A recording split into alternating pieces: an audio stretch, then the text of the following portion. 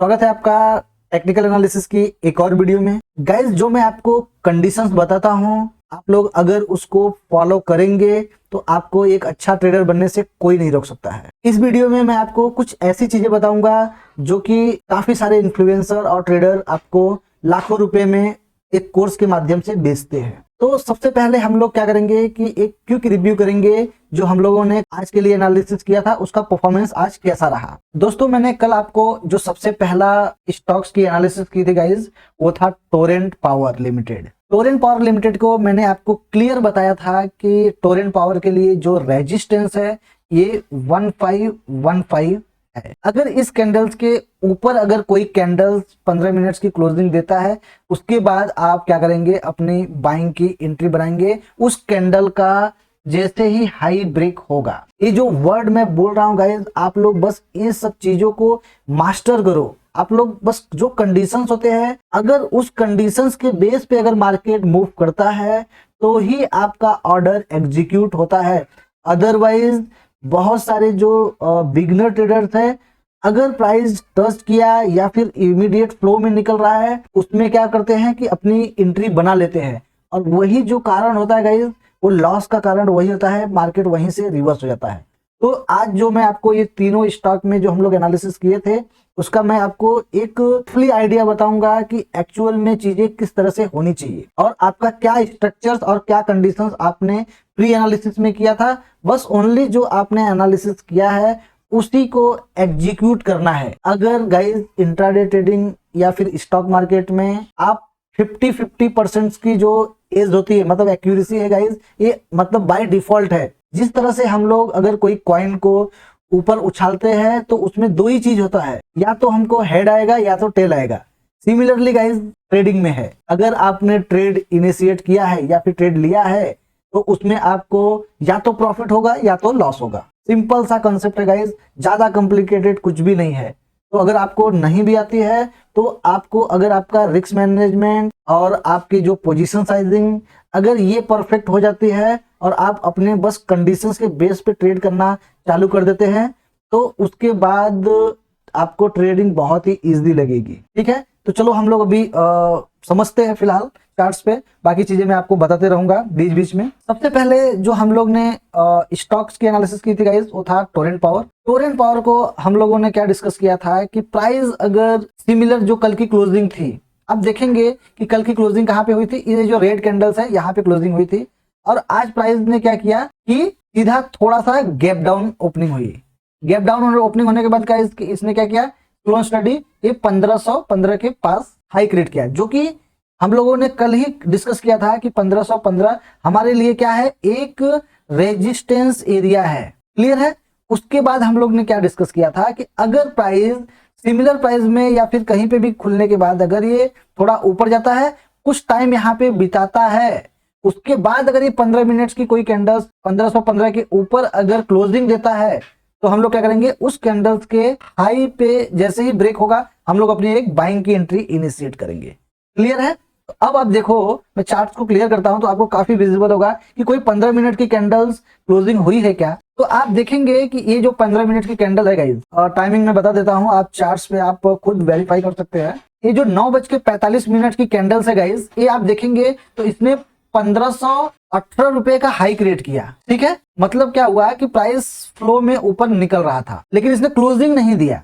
Closing कहां पे दिया आके गाइस, क्लोजिंग इसने दिया 1510 रुपए पे। ठीक है, तो क्या हम लोग का बाइंग का एंट्री इनिशिएट हो रहा था, और हम लोग ने डिस्कस किया था कि अगर 1515 के ऊपर कोई 15 मिनट की कैंडल्स क्लोजिंग देता है, जब उसकी हाई ब्रेक होगी तब हम लोग की एंट्री होती।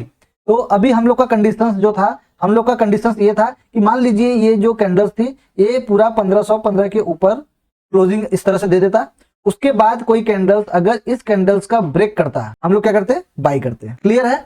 तो हमारे कंडीशंस के हिसाब से प्राइस ने क्या किया कि मूव नहीं किया। तो हम लोग इसमें क्या ट्रेड बनाएंगे, आप लोग कमेंट में जरूर बताना। तो पहले स्टॉक्स में हम लोग का एंट्री नहीं होता है। दूसरा चीज मैंने एक इसी में बताया था कि 1515 और 1460 के बीच में अगर स्टॉक की प्राइस रहेगी, हम लोग ट्रेड प्लान नहीं करेंगे। क्लियर है। अगर आपने कल की वीडियो नहीं देखी है तो एक बार आप जाएंगे और कल की जो वीडियो है उसको आप पूरी वॉच करेंगे तो आपको ये जो चीजें हैं, ये जो एनालिसिस मैं बता रहा हूं आपको कि जो कंडीशंस होती है वो किस तरह से फुलफिल होती है, तो आप उससे ये रिलेट कर पाएंगे गाइस। ठीक है, तो हमने आपको इसमें ये बताया था कि 1515 और 1560 के बीच में हम लोग कोई भी ट्रेड इनिशिएट नहीं करेंगे। हमारा पहला स्टॉक्स क्या हुआ कि मार्केट ने हमारे कोई भी कंडीशंस को इसने ब्रेक नहीं किया, जिसकी वजह से ये क्या हुआ, ये साइडवे रहा है। गाइस जो एक्यूरेसी होती है इसी तरह से काम करती है कि हमने जो कंडीशंस बनाया मार्केट ने उस कंडीशंस को फुलफिल नहीं किया और एक साइडवे अपने को देखने को मिला। क्योंकि ये जो कंडीशंस होती है गाइस इसके पीछे बहुत सारी साइकोलॉजी पॉइंट इनबिल्ड है, जो कि मैं आपको बहुत ज्यादा डिस्क्लोज नहीं करता हूं क्योंकि वो आपके लिए कॉम्प्लिकेटेड हो जाएगा। तो मैं बस आपको बस कंडीशंस बताता हूं, तो अगर वो आप कंडीशंस को भी अगर आप फॉलो करेंगे तो आप एक अच्छा ट्रेडर्स बन जाएंगे। गाइस जो सेकेंड स्टॉक था हमारा भारत डायनेमिक था। हमने आपको एक चीज बताई थी कि गाइस आप ये देखेंगे कि यहाँ पे एक नैरो रेंज बना हुआ है, क्लियर है। और जब भी कोई नैरो रेंज का ब्रेकआउट्स या फिर ब्रेकडाउन होता है तो उस साइड में एक अच्छा मूव देखने को मिलता है। तो आज भारत डायनेमिक में क्या हुआ कि आप देखेंगे कि प्राइस जो कल की क्लोजिंग थी उसके सिमिलर प्राइस ओपनिंग हुई। प्राइस ओपनिंग होने के बाद गाइस मैंने आपको क्लियर बताया था कि जैसे ही इस रेंज का ब्रेकआउट होगा और प्राइस 1207 के ऊपर निकलेगा, आप क्या करेंगे, एक बाइंग करेंगे और आपका एक स्कैल्पिंग ट्रेड मतलब जो टारगेट आपका होगा गाइस ये हो जाएगा 1228 का, क्लियर है। उसके बाद आप देखेंगे कि ये कैंडल्स पहली कैंडल में आपका पहला टारगेट जो 1228 का था वो फुलफिल हुआ।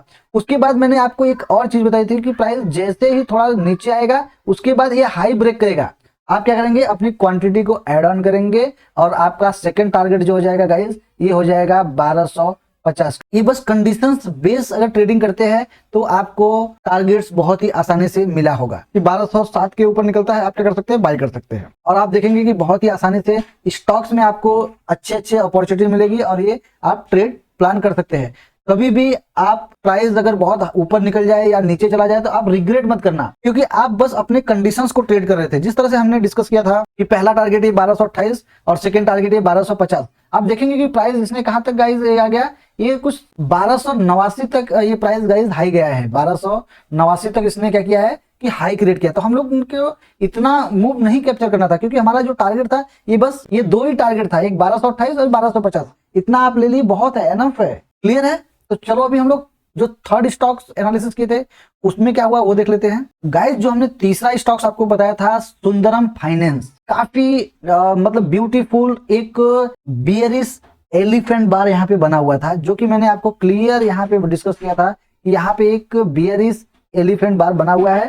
प्राइस अगर 18 तारीख के डेट में ये जो कैंडल्स है इसका मतलब ब्रेक होता है, मतलब 4450 के नीचे अगर जाता है और उसके बाद अगर ये कोई रिटेस्ट करके वापस ये नीचे साइड में आता है, आप क्या कर सकते हैं, सेल प्लान कर सकते हैं। आप देखेंगे कि प्राइस ने क्या किया गाइस, ये भी 4452 रुपए के ऊपर से ही ऊपर चला गया। मतलब समझ रहे हैं ना कि ये जो टेक्निकल एनालिसिस होती है गाइस, इससे आपको बहुत सारी चीजें ऑटोमेटिक पता चल जाएगी। क्योंकि जब भी प्राइस जो हम लोग कंडीशंस एनालिसिस करते हैं और जो कंडीशंस बताते हैं वो कंडीशंस के फुलफिल मार्केट करेगा तो वहां पे बड़े प्लेयर्स की एंट्री होती है गाइस, वो लोग की पोजीशंस बिल्डअप होती है। और अगर कोई भी स्टॉक्स में अगर इंस्टीट्यूशनल और बड़े प्लेयर्स अगर इन्वॉल्व है तो वो लोग प्राइस को नीचे आने ही नहीं देंगे उसको। तो प्राइस क्या करेगा कि जो हम लोग एनालिसिस करते हैं वो उसको ब्रेक ही नहीं करेगा, मूव कर जाएगा, जो कि हम लोग को इसमें देखने को मिला। तो आप क्या हुए, इसमें ट्रैप हुए नहीं हुए, क्योंकि आपकी एंट्री इनिशिएट हुई नहीं।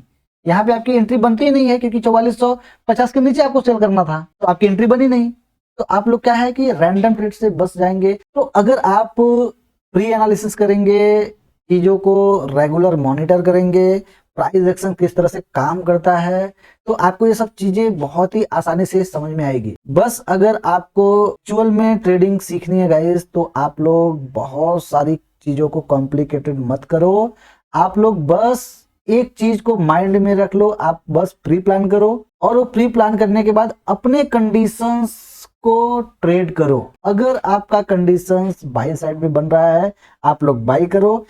स्ट्रिक्ट स्टॉप लॉस लगाओ कि अगर प्राइस यहाँ के नीचे निकल गया तो हम अपना स्टॉप लॉस लेके मार्केट से एग्जिट हो जाएंगे, मतलब जो भी स्टॉप लॉस रहेगा हम दे देंगे। गाइस ट्रस्ट मी, अगर आपका एक्यूरेसी अगर 40% भी है तो भी आप इसमें एक सक्सेसफुल ट्रेडर बन सकते हैं। आप अगर छोटे पैसे से सोचोगे कि मैं बहुत बड़ा पैसा बना लूं, तो इसमें स्टॉक मार्केट में गाइस वो पॉसिबल नहीं है।